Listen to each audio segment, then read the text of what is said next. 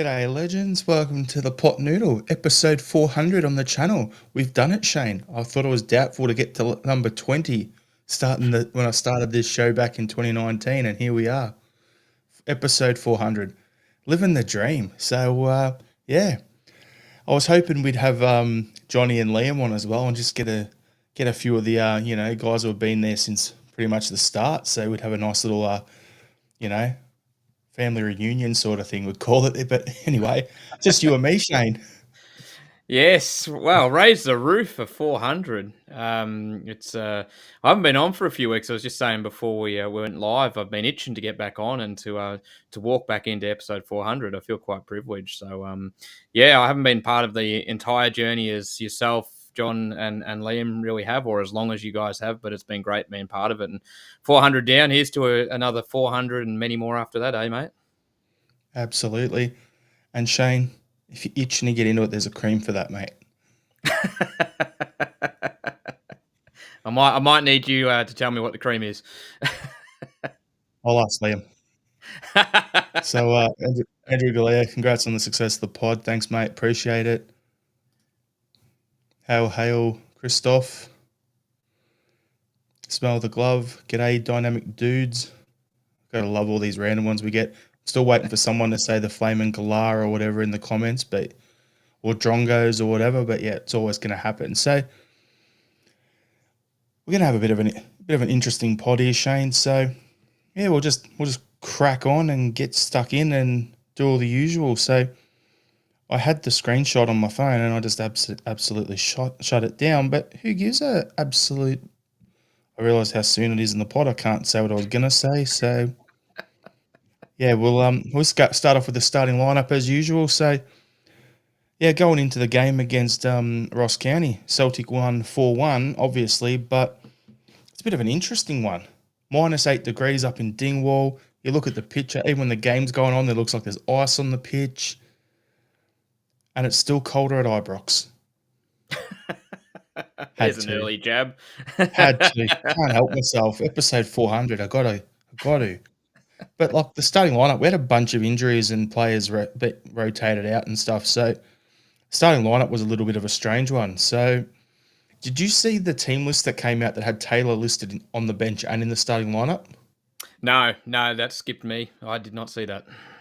Yeah, that was released, and then about 5 minutes later, maybe 10 minutes later, it was replaced with the actual one with Valle starting. And then later on in the game, when Scales come on, I think it was instead of Taylor, if my memory was right, from what I've seen and heard and everything. I'm going to just say it. Does that make you think Taylor's off? Or is that Brendan sending a message to the board saying, come on, stump up the cash. I need players in at that position. What do you think that was before we get into the game? I actually don't read into it either way, really. I just see Brendan wanting to actually take Via off and maybe just see what Scales can offer at left back in a Brendan Rodgers led system a little bit. I don't think he's actually played at left back under Rodgers before. I might be recalling incorrectly, but every time I've seen him front up under Brendan, it's always been at centre half. It was only under Ange that I saw him play a couple of games at left back. So maybe he just wanted to see what it's like. I think Brendan's pretty pragmatic. He'll have in the back of his mind the current situation with Taylor and obviously Via with no option to buy. He's going to want to make sure he's got options regardless of the situation. So look, I don't necessarily read into it that he's away and that it's all done, but just maybe Brendan saying, look, let's just see how you go at left back, Scales, for the next sort of what turned out to be about 20 minutes in all honesty. Yeah. Robert Gibson is disagreeing with you, Shane. He's saying Taylor Azovsky. There we go. So that's what we like about it. Gone yourself. Hail, mate. Thanks for tuning in. Smell the glove. You summed it up perfect. It's more booing at Ibrox than what Hulk Hogan got on Netflix. Now that is topical. but do they have 28-inch pythons or something like that, and a sex tape with racism in it? I don't want to dig into that any further. Shane, guess what was funny? I looked right at the clock as I was about to say that, and I'm like, okay, we're good. We're plus 5 minutes. I can say that now. What are you going to do when Ibrox runs wild on you?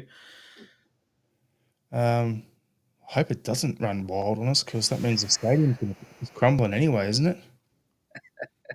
Anyway, stop there.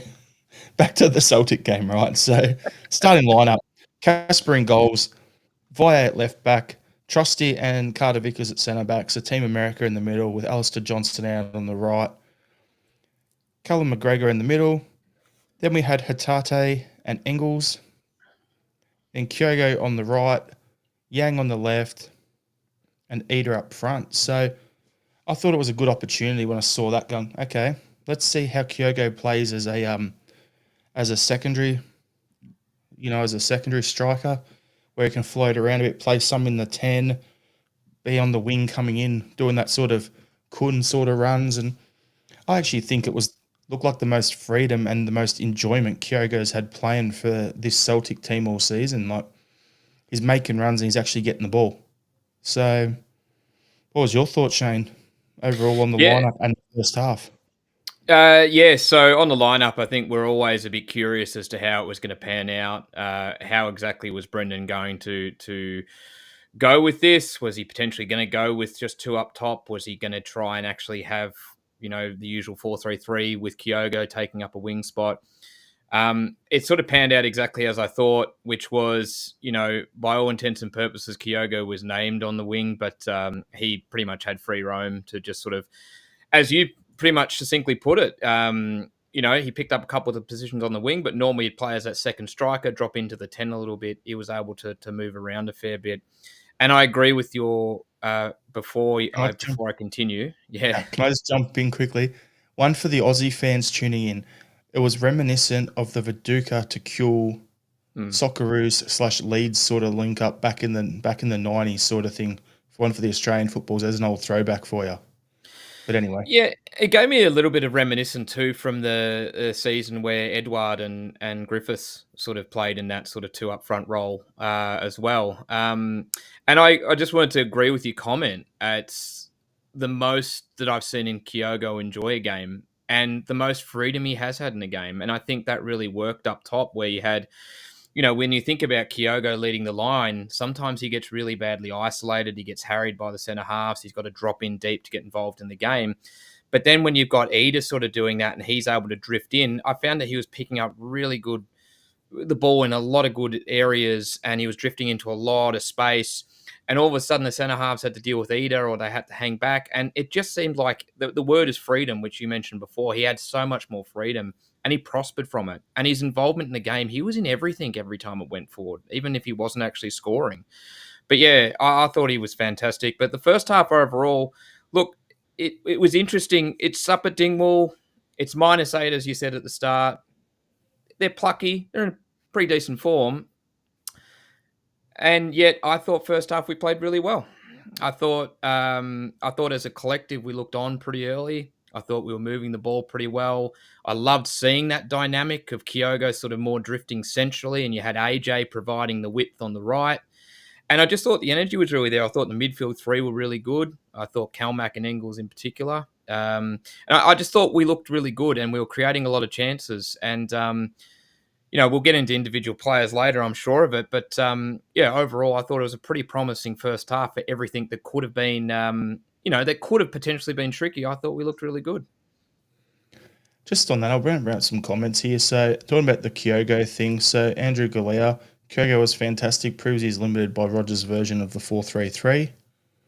Smell the Glove was saying Kyogo had more touches on Saturday than the whole of the first part of the season, it seemed.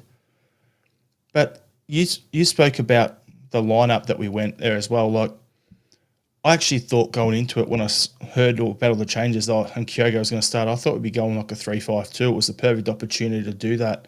And Andrew's saying here, AJ played more as a winger, Via inverted, Yang on the other wing, which had actually worked out that way.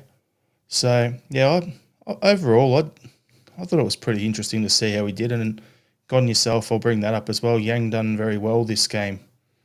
Yeah, that was probably his best game in a Celtic shirt, in my opinion.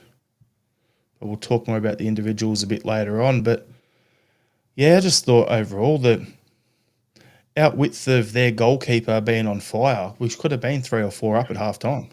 Let's be honest. Like, that's how well we were playing. So, the fact that we went in 1 up at half time with Kyogo's first goal, and I think it was about the 40th minute, if my memory's right. But yeah, that was a decent little finish there. What was your thoughts on that goal, Shane?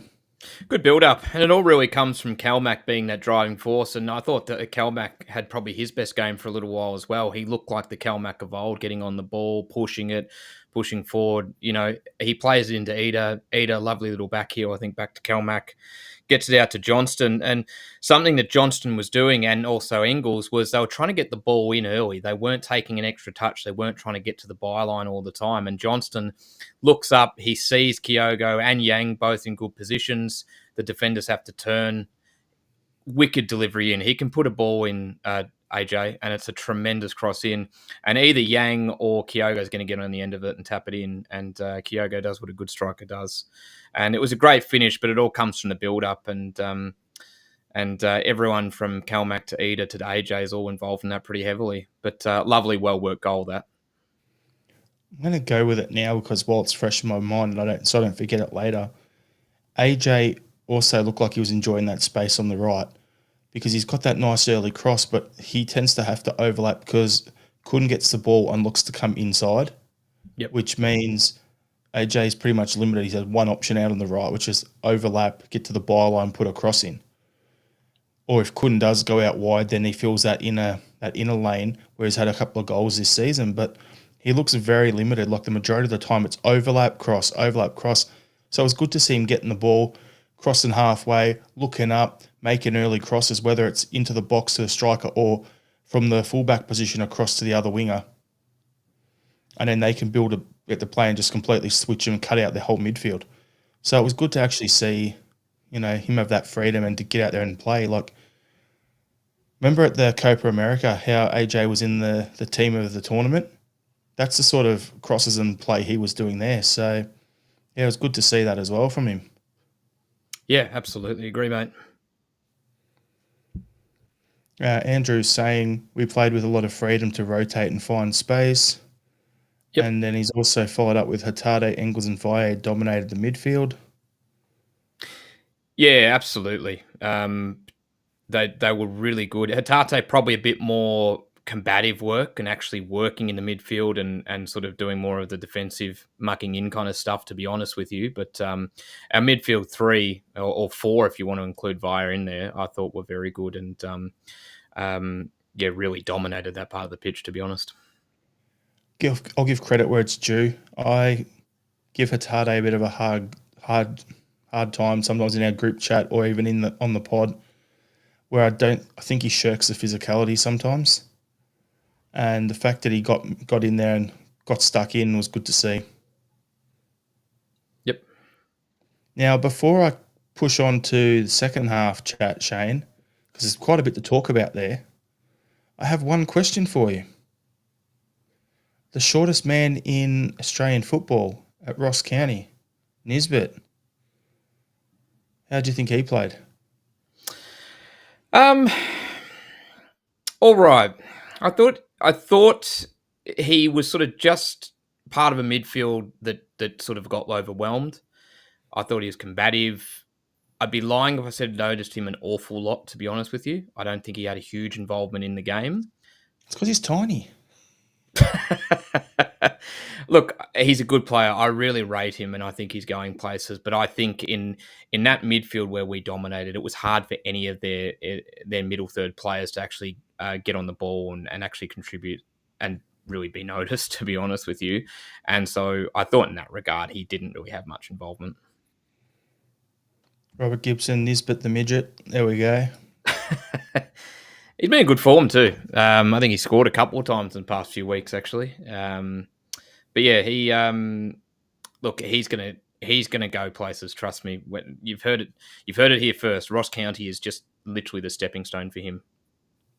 He's going down the old what's his name, Jackson Irvin path. Go to Ross County. He'll try to get his next move to the championship, and then he'll make his move off that. Yeah, he's a quality player, quality individual, and I wish him nothing but the best of luck. So, second half, Shane. Quite a bit to talk about. So, key talking points. I'll just rattle off a few things, and then you can just give us the rundown on it. 2 penalties, bit of a second penalty was had a retake, so actually 3 penalties taken. A Kyogo double happened, and Luke doing Luke things, just getting in the box and keeping some composure and competing as usual. So, what's your thoughts overall in the second half?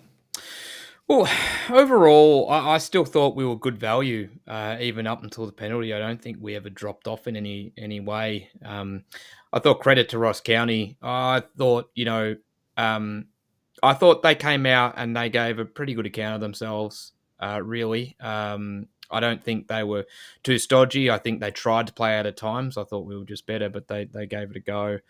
But look, I thought we were still okay and doing pretty well. Definitely wanted that second and was hoping to get it before for any of their half chances turned into something more. Look, the penalty, I think it's a pen, right? I don't have any issues with that being given. I thought it was clumsy. There's no doubt and I don't know who the county player was that got fouled. He puts an awful lot of mayo on it, if I can use an Australianism. But it's there. It's just clumsy. It was a farce that it took so long for the VAR check, and the fact that the commentary booth seemed to know what the answer was from VAR before the ref on the pitch. But that's an entirely different conversation, which we tend to have weekly about VAR. I thought what was really good was the response after they scored the penalty. It's a combative place. Dingwall's not the easiest place to go. They've got their tails up after equalising, but we gave a really good account of ourselves. And I thought, if anything, we actually lifted the tempo and we really pushed to get that lead back very quickly. And it took a little bit of time to eventuate, but the quality of our middle third and our wingers as well. And I saw Kyogo sort of more spending a bit more time wider in the second half as well. And I thought just our quality shone through. And overall, still very pleased with that performance. And I think 4-1, probably on reflection, was a good result. It could have been a lot more, but on reflection, it's still a very good result and very just result in the end. The only thing, Shane, that upset me about seeing the result being 4-1 was that this being our 400th episode, I already had a perfect episode title name to put a 4-0, like a scoreboard sort of thing in it to do the episode name. That's the only disappointment I had from the game. Overall, happy as a pig in shit. Oh dear.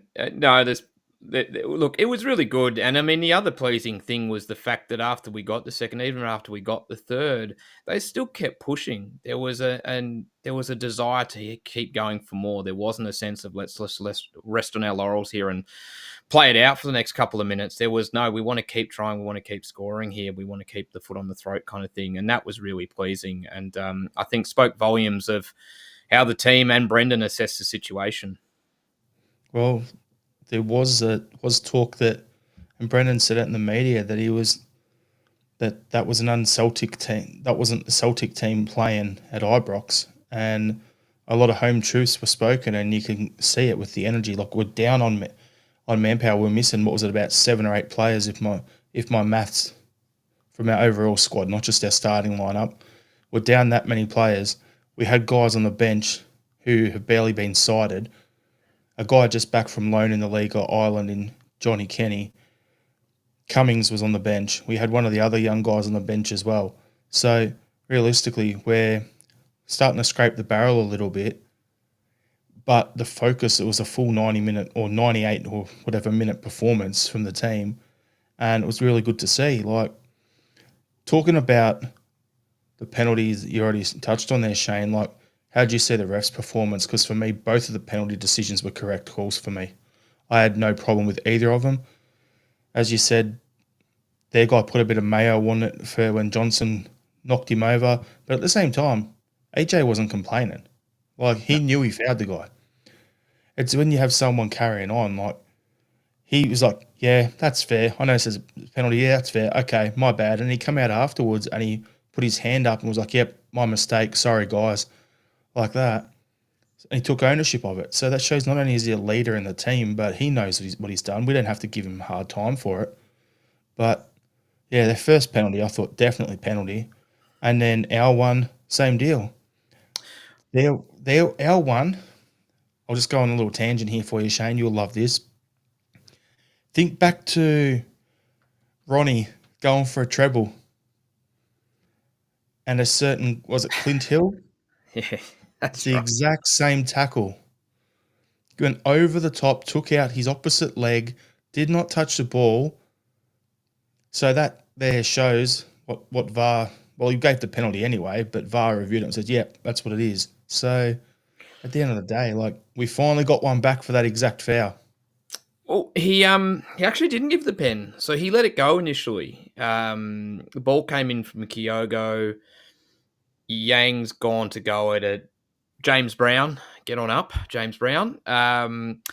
Make that joke every time we play Ross County. So He takes him out, and the ref on the day initially lets it go, and then VAR steps in. And my frustration with this was just how long this took. It was a ridiculous amount of time to overturn the incorrect decision. Like, that's a clear as day pen. VAR just needs to take one look at that and go, no, he hasn't got the ball. He's kicked Yang in the midriff.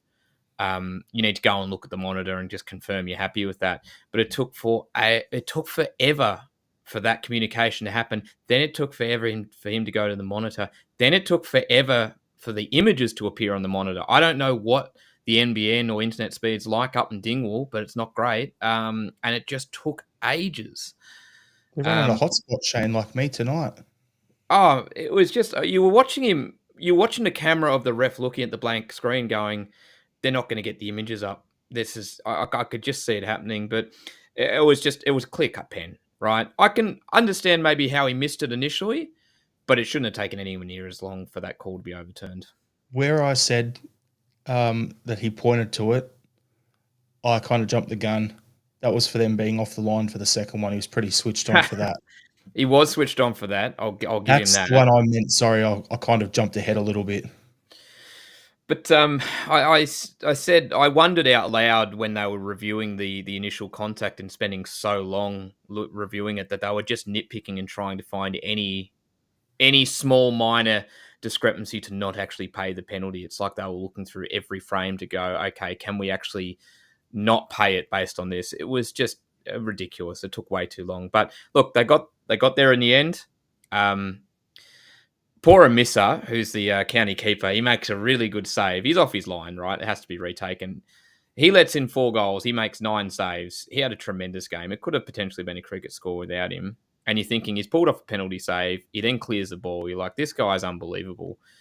My heart bled a little bit for him when it actually turned out he was off the line, because I thought it would have summed up his performance very well. But credit to Engels for taking it first up, getting it saved, and then saying, no, I want to take it again. Let me fix it. The funny thing is, I'm looking at the player ratings for them, right, on Google, and their highest outfield player has a 2.7, which was Nisbet. Then their goalkeeper, 3.9 out of 5. That shows you how dominant he was. So there you go. Heavy Vibes are saying the goalie was good for us. Buy him and loan him back to him. Yeah. No. I was just going to mention just your point before, very quickly, before I forget, about sort of obviously, our squad and a few injuries. And I think this is why, when I was reflecting on this today, when we think back to our best performances this season and our games that we go, wow, we were tremendous. This is up there with the very best performances. You have to consider this result and this performance as one of them. It's a plucky opposition away in Dingwall. The conditions are full on to a degree, right? Where without our first choice wingers and arguably our second choice wingers, if you rate Palmer, which I know someone in the comments doesn't. Love your work, Robert. I'm not having a go. I love your work, but I still rate him. But anyway, we're down a bit, a little bit of squad tweaking, and yet we played a full 90 minutes. It was a tremendous performance. And when we look back on this season and go, what were the games where we really shone? You have to include this one for all of those reasons. Yep. I get you, Shane. Sorry, I was just busy doing something for Robert.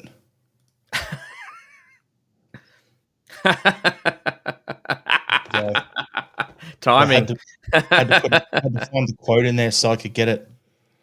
But yeah, I was just look at our squad and the bench, right? You know, I was talking about that. So realistically, you got Taylor. We only made 3 subs. You know, you normally get 5. We went back to old school. We made 3 subs, and one of them was Johnny Kenny coming on for his debut. Yeah. Then you've got Taylor didn't play, Bernardo didn't play, Cummings come in, Ralston doesn't play, and Montgomery was on the bench. So yeah, it was just a bit of a, as I was saying, a bit of a weakened squad, but it's good to get the overall result. But yeah, so yeah, I thought the pen calls were both right. Set the second half goals, so yeah, their penalty. We've spoken about that. Kyogo's second goal.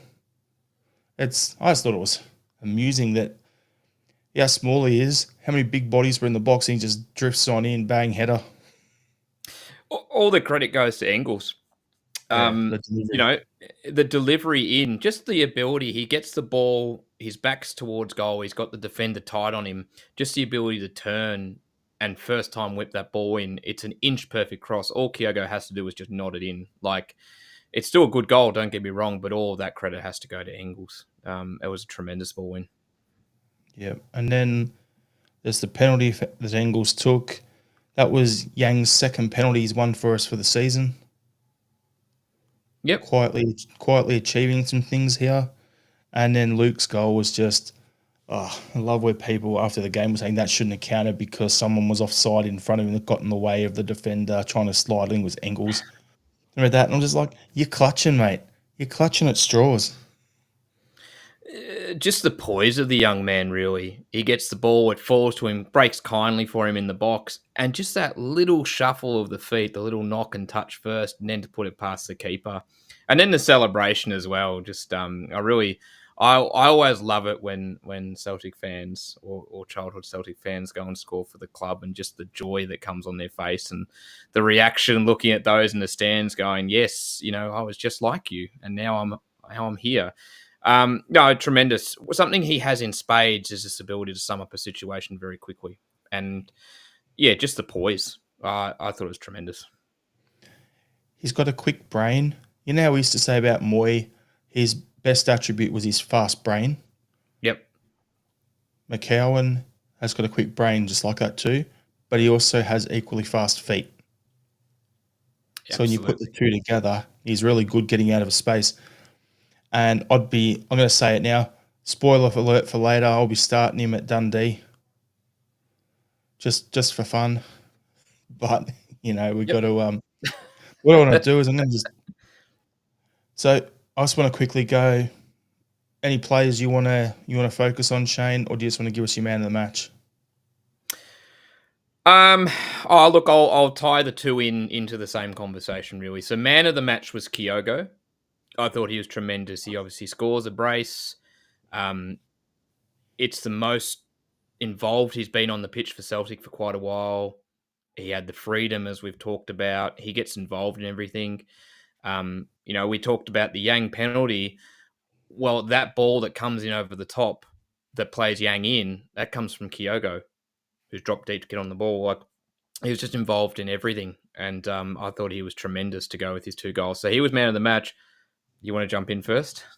Just one thing on that ball that you're talking about, you're saying it's from Kyogo. I wonder why you saw it because he's the one normally making that run. Okay, sorry, back to what you were going to say. No. You're right. He knows what it's like. So he sees what's unfolding. So it just sort of summed up the game he had and the involvement he was having. But a very close second, and on any other day probably would have been man of the match was Engels. In a midfield three that shone as a collective, I thought he was probably the best of the three.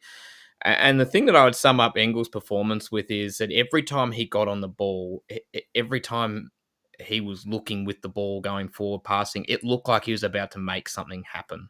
Like every time he got on the ball, something was going to come from it. It was tremendous. We already talked a little bit about that cross he puts in for the second goal, but his quality and poise, we talked about McCown's poise, his quality is really shining through. He's had a tremendous last 4 or 5 games.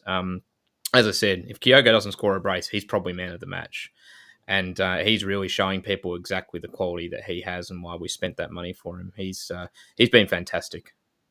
Well, I knew you were going to put Kyogo as man of the match, so I actually had Engels just for that exact reason because he's starting to become that game changer for us. We spent a lot of money on him. People were hard and going, oh, we've overspent, blah blah blah, this sort of stuff.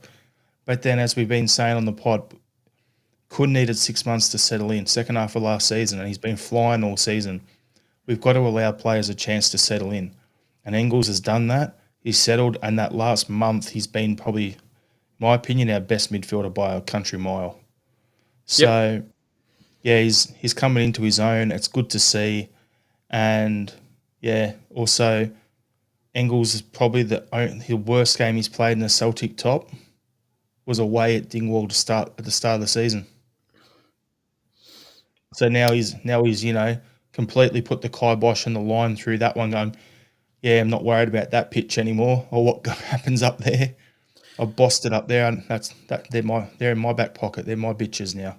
Well, it's So funny. It's funny you mentioned the pitch because obviously it was -8 and you could see the sleet and snow that had been on the pitch and shuffled off. But one of the highest compliments I can pay to Engels is that he made it look like he was playing on a dry, sunny day at Paradise. Like the pitch conditions did not bother him one iota. He played it as if it was a dry, sunny day. It was just quality, and it shone through on a pretty rough weather day in Dingwall. And yeah, I'm looking forward to seeing how he continues on from here because right now he looks unstoppable. well, there's a really simple reason, Shane, for me on why he'd be able to play in that sort of weather, and it's a thing called what club did we sign Engels from? You're testing me now. FC Augsburg, which is Oh, in of course. Bavaria, which is right near the Swiss Alps at the German border. So going up to the Highlands isn't going to affect him. He'd be used to that sort of stuff, playing in snow and sleet and conditions and stuff like that. So there you go. It's just like getting back on your bike after you haven't ridden it in a couple of years. I haven't ridden a bike for quite a while, so I need someone to tell me what that feels like. Do exercise bikes count? I haven't ridden one of those for a while either, so I don't know. So I'll bring up some comments here. So I wanted to touch on Johnny Kenny. Some comments here, so I'll bring them up. So gone yourself. Young Kenny surprised me with his speed. I'd play him a bit more. We're talking about it on the pod, I think last week and the week before, like trying to sign a third string striker. We're saying, do we make Maeda the third string striker and bring someone in to challenge him on the left wing? Or do we give Kenny that spot? Because Kenny being a young guy coming in, we've got 1A and 1B in Ida and Kyogo as our strikers. You can't recruit for a third string because you go to, you're only going to play once a month. They're not going to be interested, a lot of the players. So that's got to be someone young coming through. So I think from what I've seen, Kenny, we could be onto something with him.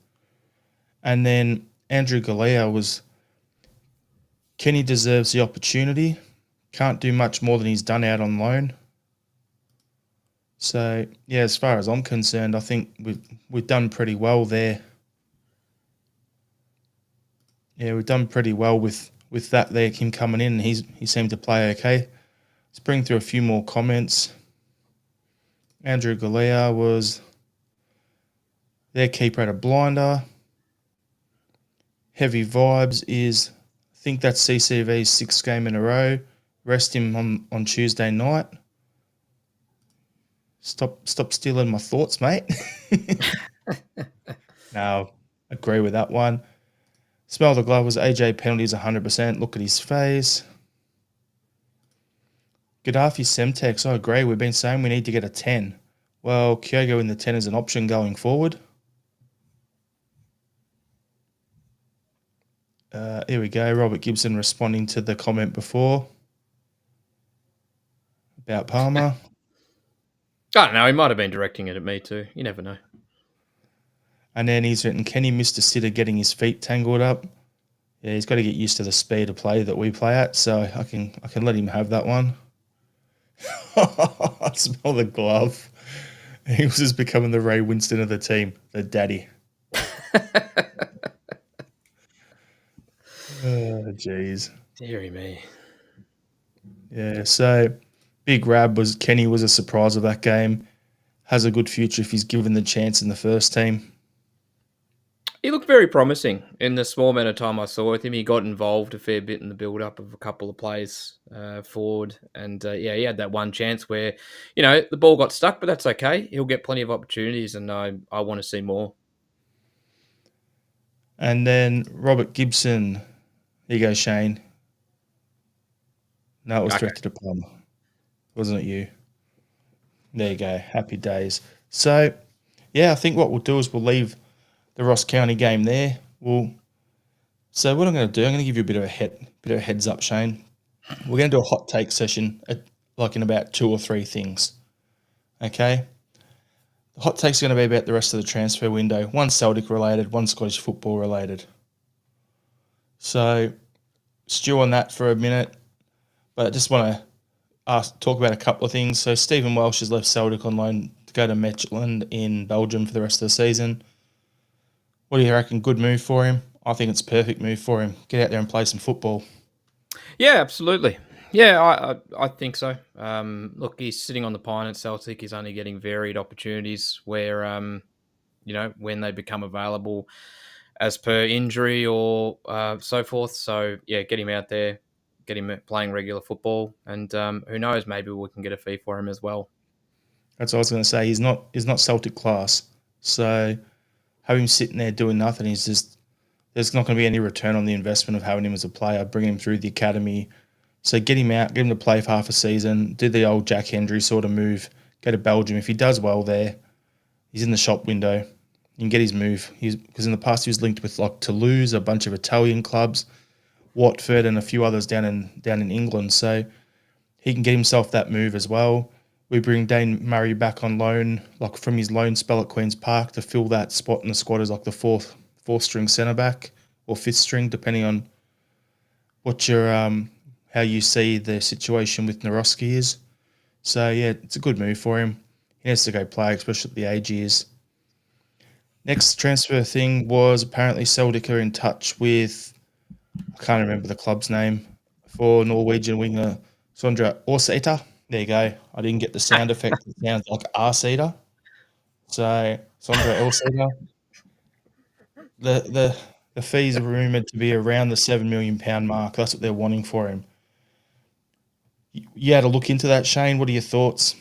No, I haven't. I saw the name come up midweek and haven't looked into it much, so I don't know. I feel like I'd be commenting without knowing stuff, and I know I sound like I do that a lot, but I usually do look into things before I comment on them. However that may came across. Oh look, what side does he play? I genuinely haven't looked into him at all. Across the front. Mainly plays on the Okay. left. The left coming in, so similar to Kun. The old Okay, Scott Sinclair type is how he's been playing from what I've seen. so he'd play on the right, cut in more than necessarily actually Other take way. the spot on the left. Oh, so he'd play on the left, cutting in on the right. Okay, well, I mean, we've talked a fair while about how we don't think we have a suitable pickup if Maeda goes out on the left. And as much as I thought Yang had a promising game on the weekend, I still think he has a lot to improve on, and I think his end product is still a concern for me, and just his passing and final balls really a lot to be desired. So we've talked about getting that second left winger in, so that we do have someone there that can either take pick up the spot when Maeda's away, or at least push him. And so it sounds pretty promising to me. When Maeda comes back from his Japanese trips, we've got someone there. So here you go. Sondre Homlund Åsæter, Norwegian footballer who plays as a left winger for Sarpsborg. He's 21. He's 5'11". And yeah, this season he has had 28 matches, 5 goals, 5 assists, 5 yellow cards. Love it. Absolutely, get stuck in. People love that. It's great. So it gives us some size out there, gives us a bit of physicality, and yeah, you can rack up the goals and the assists. So that's good to see. So yeah, it's going to be interesting. So Yep. in a hype saying is a little bit a little like Brian Laudrup. Oh wow. And then smell the glove. Are there any young wingers out there who actually gets to the byline and crossing the ball? Everyone cuts in these days. Yeah, I know. I think the same. AJ So, does if he plays as a winger. so Mader's pretty hard to replace. I think it's more to have a challenge, someone nipping at his heels, give us some versatility as well, so that if, say, we have an injury as a striker, Mader can jump in and do that. So that's more what we'll be looking at as well. So, yeah, we paid, what, 3.5 million for Kun, 7 million for Orsetter. If we go and get the Danish striker as well that we're linked with, what's his name? Kvistgarden. What are we going? All Viking at the moment, getting some. We know Brendan likes big, powerful athletes who can play footy, bit of football. So, yeah, could be interesting if you land both of them. There's like 15 million easy getting spent on two positions. Could be pretty interesting. All right. So next one, Shane. I want to know, how hard did you laugh? Because apparently the Huns don't do walking away, except for when they're trying to, do a protest and they half-ass it. So see the amount of footage of them booing, and here we go, heavy vibes is saying it here. Best bit of the weekend was Huns booing and fighting each other for walking away. Yep. It's pretty funny. Like there was footage of some bloke standing up and a guy 2 rows back reaches over, some old person just clocks a guy. Yeah, it's great. It was hilarious. Some, what do they call it? Bear on bear violence. it's a channel for that. Oh look, they don't do walking away, but some of them do. And it's not a paywall, isn't it? I'm not going to answer that. Look, it's all. Just see him when we need him. Yeah, exactly. Yeah, it's all kind of falling apart at the moment, isn't it? Really. It all stems back from what we saw at Ibrox not too long ago. That positive result, the chest pumping and everything that came with it. And very quickly, we studiously got down to our work and realised what we needed to do to maintain where we were in the league and fix things, and they just fell apart. And, they're in this situation where they can't do anything. They're not in a position where they can get rid of Clement. They can't sack him. They just can't afford it, so they have to back him in. But then they keep getting these poor run of results, and then you've got this complete disharmony at Ibrox, which wasn't exactly the most harmonious place on earth anyway. And they're just going to keep sort of feeding on each other until there's some action and or some sort of decisions that are made, probably at gaffer level. But I don't think they can do anything. I think they have to stick with Clement. It's just wondering how far down the line they have to get before they make a decision. Like how many, is it 30 points behind? Is it the league being over before the split? Like, what is it that's actually going to... Are they even going to be able to make a move? Who knows? I think we'll worry about just putting in the full 90 and racking up the points and just looking over and seeing what happens on the blue half of Glasgow. I got a funny one for you, Shane. Hey, Robbo, no cash. No Good cash. old chopper movie. Here, no cash. No cash. No cash. No cash, Robbo. No cash. No cash here. There you go. That'll do. Yeah, that's you got to look it up, people. If you sort of don't know what we're talking about, it's a biopic play on Chopper, notorious Australian character, I'll call him, played by Eric Banner. Yep. Good old Chopper, Reed. Good old Uncle Chop Chop. Ronnie Johns, Yeah. So, just for those in the UK and that over in Scotland and everything who don't know, Chopper Reed used to all sorts of stuff, jail, basically was in and out his whole life. Ended up having a biopic movie done on him, and then become a children's author. There you go. Says it all. You have to check it out now. But yeah, on that, they don't have any cash to do it, and that's what I'm going to use as my my hot take for the rest of Scottish football, because Aberdeen have already spent 700,000 on one player, 650 on another, so the kind of Barron money's gone. They've got another guy on loan with, I think, $1 million to buy him at the end of the season, so they've already spent, like £2.5 million for 3 players. these guys can't even afford to, pay a loan fee for someone. So yeah, they're in all sorts. So my my Scottish football transfer window hot take is going to be this one. 4 clubs in the Scottish top flight are going to outspend the Huns this window. Us, Ooh. Aberdeen, Hibs are going to throw some cash. Hearts are going to throw some cash.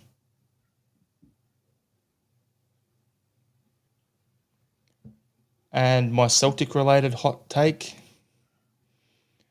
we are going to bring in 2 players and we will sign KT on a pre-contract.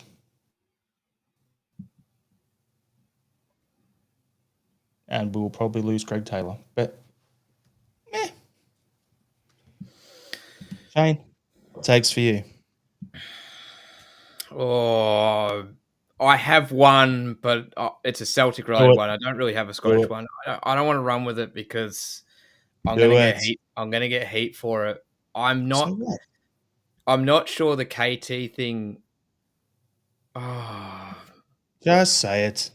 I'm not if all right. I'll say an if the KT thing doesn't eventuate for whatever reason, I see Celtic actually making a bid for Geordie Boss, the Australian left back in Westerlo. Yeah. Market value is about $2 million. He is playing at Westerlo. We'd have to prize him away. That he's got another 2 years on his contract. But he's $6 million, from what I've heard. He is a big-bodied. He can invert where he needs to. He can still play wide. He's exactly the kind of physical left back you need for Europe as well.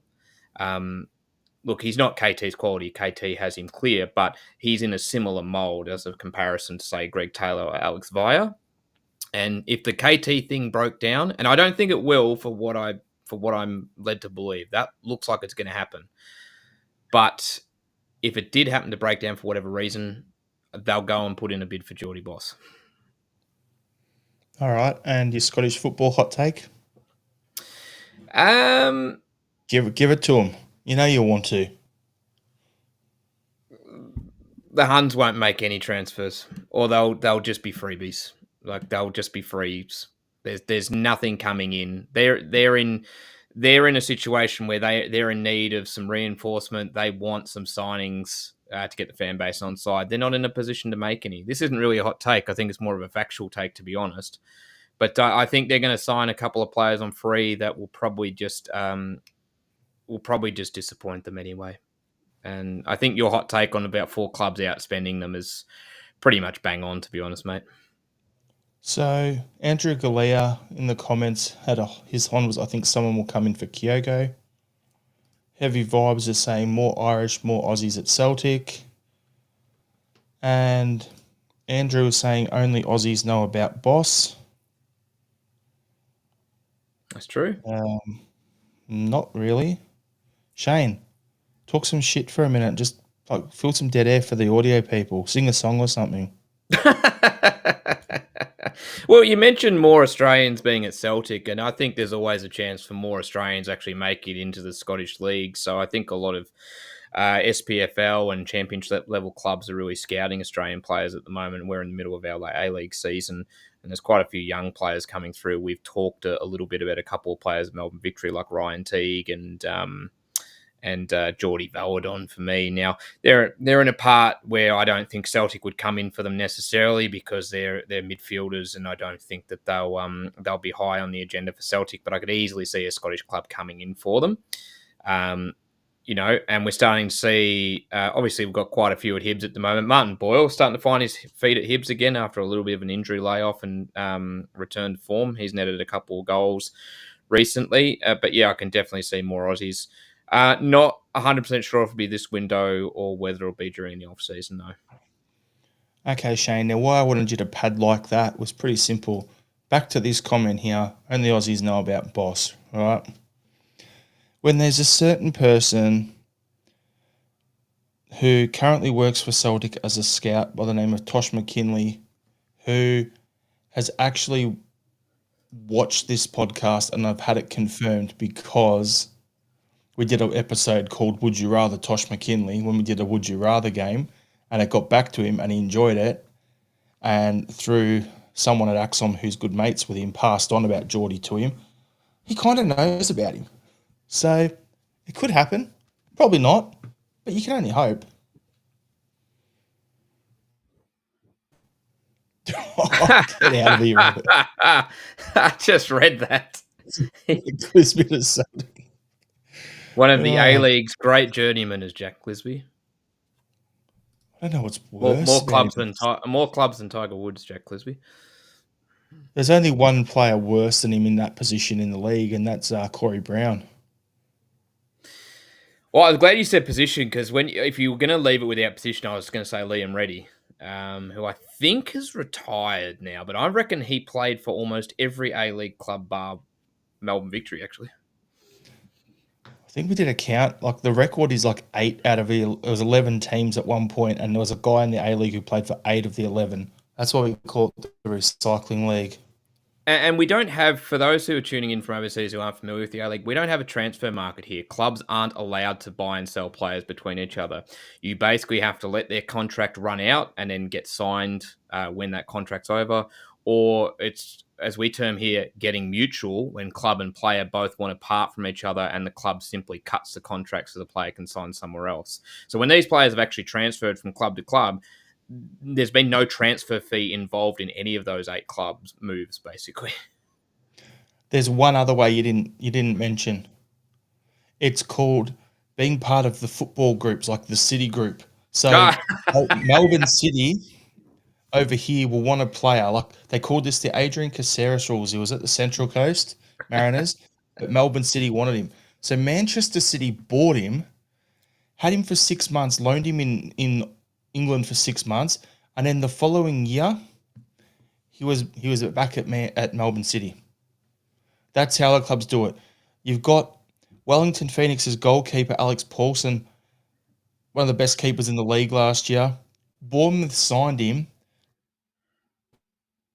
Now the owner of Bournemouth happens to be the owner who's just gone and set up Auckland FC. So now he's playing for he's gone from one New Zealand team to the new team in New Zealand in Auckland this season using that. So that's the other workaround.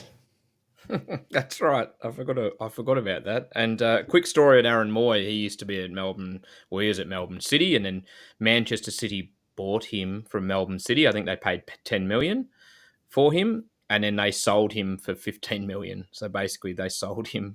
I think I can't remember, but they basically sold him for more than the club, essentially, for what they bought Melbourne City for. Yeah. They paid 13 million for Melbourne Heart when they bought them, and then they ended up. Yeah, that's right. Sorry, I got the story wrong. They basically bought Melbourne City for about 13 million, took Moy off their hands, and then sold him for 15 million. So basically, he cost more than the club that they bought to Huddersfield. It's a funny story. Good old A-League. Anyway, so Tuesday we've got a game. So Wednesday morning for us, we go playing against Dundee. So how are you feeling heading into that match, Shane? Pretty confident. All things considered, pretty confident. I'm not too sure of what Dundee have been up to lately. I haven't really been following them as much as I have the other teams, but I think it's a good opportunity. I don't know if we're going to get any bodies back, but it's a good opportunity for me to actually echo what you said earlier. I'd love to see McCowan actually start this one. I'd probably have McCowan. I'm sure we'll get to our starting 11 in a second, but I'd definitely have McCowan as my midfield 3. I wouldn't actually mind persisting with the front 3 as well, to be honest. So have Yang, Ida, and Kyogo, and try and actually continue that and see if we can see if that can prosper again as well. So, but yeah, feeling pretty confident. So going back to their game on Boxing Day, Ross County 3, Dundee 0, then Dundee 2-1 against St Mirren, then Dundee United 2-1 in the derby, Dundee 3-1 against St Johnstone, and then a 1-1 draw against the Huns. So mixed bag. Couple of poor results in there, to be honest. Yeah, like drawing with the Huns, like that's pretty poor. They'd be kicking themselves. So one of my next questions here, Shane, was how do you think both teams will game plan for the match on the waterlogged pitch at Dundee? after that, I wrote insert Hunty's joke here. So I had to put that in. So we just played on ice. Now we'll go play in the puddles at you know, up there. So that wasn't a serious one, but yeah, what do you think the key areas for us to focus on to win the game will be? Um, Look, for me, I think we've got quality all over the park, even when we have a couple of players in that aren't first team regulars. I think if they can shine, we're okay. And so I'm looking at players like Yang. I'm looking at McCowan if he comes in. Obviously, we saw the comment earlier about potentially resting CCV, which I think is a very big possibility with the Scottish Cup game and the Young Boys game up on the horizon. So I can see Trusty and Scales playing at centre half. So there's probably going to be a few changes. And I think those that come in, as long as they play their bit, I think will be fine. And if if if we're exposed in any way or they're not up to speed, then I think you're relying on others to kind of pick up the slack, and that's where teams can get a bit of a jump on us. Yep. So Smell the Gloves saying Dens Park under lights is usually a good game. Robert Gibson scored more goals than them and we will win. And Smell the Glove is more shots from outside the box. Pete McGee, it wasn't ice, the pitch was soft. So it was a slushy pitch. There we go. Just being silly. It was -8 or whatever that day there, and the time of kickoff was 21 degrees here in Melbourne, so kind of at like 11:30 at night. So yeah, Yeah, yeah. it was a freaking weird one for us. Them run out on the onto the slush or the ice or whatever you want to call it, and we were sweating bullets and still above 20 degrees and about 80-90% humidity. So Too busy yeah, eating Zooper I Shane. sweated more. Yeah, I sweated more watching that than the players on the pitch, I reckon. I think you would have sweat more than Casper because he had a jacket under his top and everything. Yeah. Anyway, so yeah, are you expecting this to be a high scoring match, or do you think it's going to be a tough slog like 1-0, 2-0 sort of thing? Halfway in between, I'd probably say 3-0, 3-1, I reckon. I can see them jagging a goal, but I think we'll put in a pretty comfortable shift and probably win 3-1. Yeah, so for me, I think the key areas are going to be keeping it stable at the back, and yeah, I actually think it'll be a high scoring one. I think it'll be one where, they'll score 2, we'll score 4, because I reckon it'll be something like a 4-2 or some shit like that. But yeah, it's going to be an interesting one. Now, I was going to say, are you expecting much squad rotation heading into the game? Do you think we're going to get many players back who missed the game at Dingwall? And do you think we're going to be rotating guys out? Like for me, I said earlier, I'd be resting CCV in this one, going with Scales and Trusty at the back. I'd probably potentially give the Bricky a run as well. I know AJ was in absolute class form, but yeah, I don't want to run him into the ground, especially before the game against Young Boys coming up. We've got to, get some rest in on a few players here and there. So yeah, I'd probably be looking at those two. I hadn't considered AJ. The changes that I thought would be Scales in for CCV, get a bit of a rest, and then McCowan into midfield, probably for Hatate. Nothing based on Hatate's performance, just squad rotation, really. What I actually really want to see is I want to see Yang actually keep his spot if Maeda isn't ready. Maeda, sorry, I don't know why I mispronounced that. I want to see Yang keep his spot. I want to see some continuity there. I'd really love it if we went with the same front three. I'd really like to see that prosper again and see just how much enjoyment Kyogo had playing in that sort of roaming winger / secondary striker role. I'd love to see that replicated again. So hopefully Brendan, even if Kun and Maeda were fit, you probably want to rest them a little bit more and then have them ready to go either for the Scottish Cup, maybe introduce them to that and then get them ready for the Young Boys game. I'd keep Yang, Ida, and Kyogo up top.